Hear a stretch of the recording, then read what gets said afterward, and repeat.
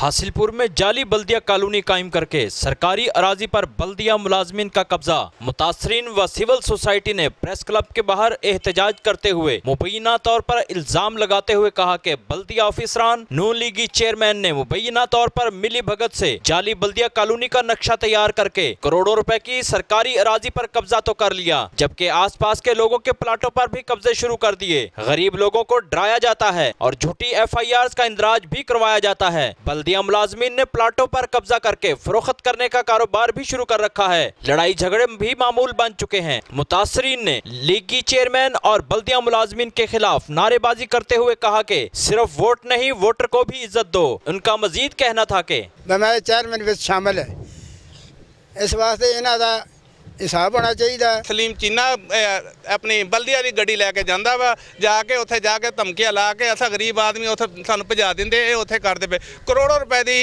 हैगी जिहड़ी अराजी हैगी आ, इन्हां कोल वागदार कराई जा। बल्दिया मुलाजम दे होण दे नाते नाल ओह नीली गड्डी बुला लैंदे ने ते ओह सानू नी ओह रखवा के गए ने। असीं फिर उत्थे की कर सकदे, गरीब आदमी हैं। बस जे फरियाद करदा तो उंदे परचा भी नाल दिंदे, पुलिस भी नाल हुंदी है, नजायज़ परचे भी हुंदे ने।